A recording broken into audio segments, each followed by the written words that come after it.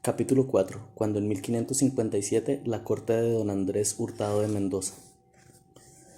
Cuando en 1557 la corte de don Andrés Hurtado de Mendoza y Bobadilla, marqués de Cañete, tocó tierra peruana, los notables que lo esperaban en el puerto vieron bajar del galeón a un hombre ebrio, joven y altanero. Todos corrieron a ofrecer su saludo y reverencia, y el besamanos ya llevaba un buen rato cuando el verdadero marqués, caballero pesado y venerable, apareció en el puente del barco. El mozo que usurpaba los honores era su sobrino Francisco de Mendoza, confiado al amparo del virrey por una hermana viuda. No es que me proponga ocupar por fuerza un lugar en este relato, pero es necesario contar que yo era entonces secretario y amanuense del virrey. El problema fue que apenas descendiendo en las marismas de Castillo de Oro del galeón que nos trajo de España, listo para asistir a su posesión en la ciudad de los Reyes de Lima, un lance inesperado me retuvo en el istmo, cuando la corte virreinal ya se embarcaba sobre las aguas del Mar del Sur. Para mayor contrariedad, el cirujano me ordenó permanecer inmóvil varias semanas antes de comenzar mi trabajo, y ello me demoró, en nombre de Dios, pero gracias a esa demora pude hacerme amigo del nuevo jefe de la tropa real, quien tenía el encargo de pacificar a los cimarrones rebeldes atrincherados en palenques en las torridas selvas del litoral. Empezaba a familiarizarme de nuevo con el ritmo loco de las Indias, aunque había nacido en la Española 35 años atrás y aunque formé parte de la expedición que, embarcada en un bergantín en 1542, descubrió el inmenso río del Amazonas, derivé después más de 10 años enredado en las guerras del emperador, por las ruedas de Flandes y por el centro de alfanjes del Mediterráneo. Después, más sosegado, llevaba años en el oficio de escribano en Valladolid, intentando olvidar mi pasado, ajeno a los asuntos de este lado del mundo que cambian con prisa diabólica. Pero el destino es duende hábil en trastocar todas las cosas. Devuelto de repente a estas tierras, gracias a que el nuevo virrey valoraba exageradamente mi experiencia y me creía útil para ayudarlo a familiarizarse con sus nuevos dominios, empecé mi misión en las Indias faltando a su posesión, y en mi lugar estaba el ostentoso sobrino Francisco de Mendoza, añadido al cortejo en el último instante en el puerto de Cádiz y que iba a convertirse en la principal contrariedad de la familia virreinal.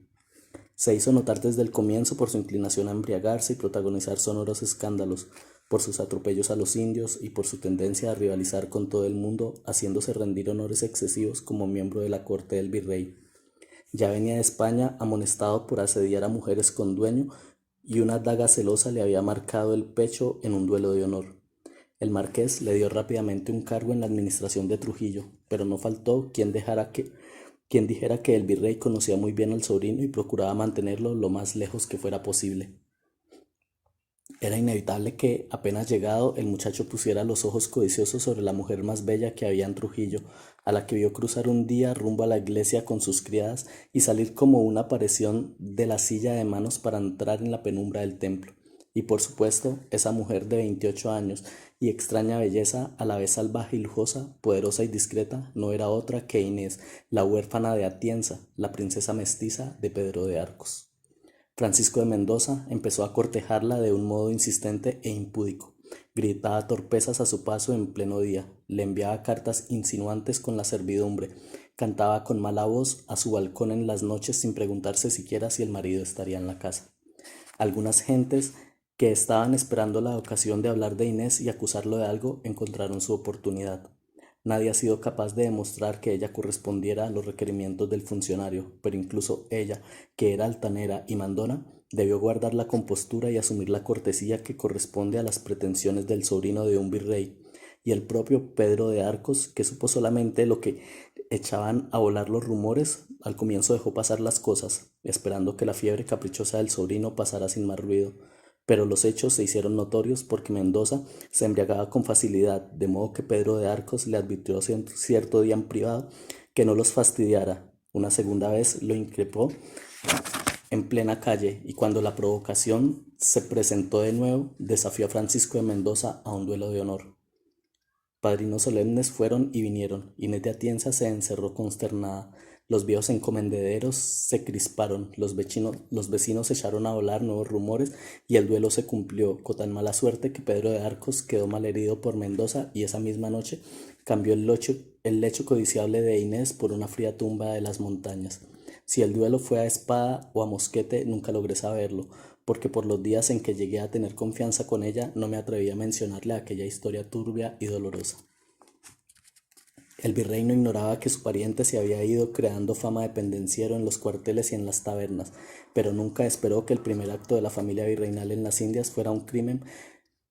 Por todas las partes se divulgó que el sobrino del virrey había matado a un hombre por un asunto de faldas y que el muerto era el encomendadero Pedro de Arcos, opulento en minas y haciendas. Los rumores volaban diciendo que el motivo del duelo era su mujer mestiza, huérfana, envidiada de uno de los descubridores del Mar del Sur y nieta misteriosa de los reyes incos. Y volvían contando que la muchacha tenía el secreto de las mujeres que formaron el anillo de Atahualpa, que tenía la piel más clara que sus abuelas reales, que gobernaba una mansión lujosa, que hablaba castellano con un cantar ingenuo, que la hacía parecer más joven de lo que era y que en suma su vida tenía altivez y el misterio de las montañas donde había nacido. El sobrino fue llevado enseguida ante el virrey, quien se proponía enviarlo a España sin escándalo, pero ya se había reunido un grupo de encomendederos indignados resueltos a no permitir que la nueva autoridad del reino viniera a menoscabar los derechos recién confirmados por las providencias de la Gasca. Tratando de imponer un mínimo de orden en una región turbulenta, había prohibido entre tantas cosas los duelos de honor. Los varones de Indias, que desde los tiempos de Gonzalo Pizarro se habían convencido de que había que hacerse respetar de la corona, exigieron justicia y el virrey comprendió que debía complacerlos. Fue así como la hermosa Inés de Atienza, quien había perdido a su padre hacía 12 años y se había casado hacía apenas 7, volvió a quedar sola, ahora viuda, con el corazón 2 veces enlutado y, por qué no decirlo, con su hacienda también duplicada por esta nueva herencia.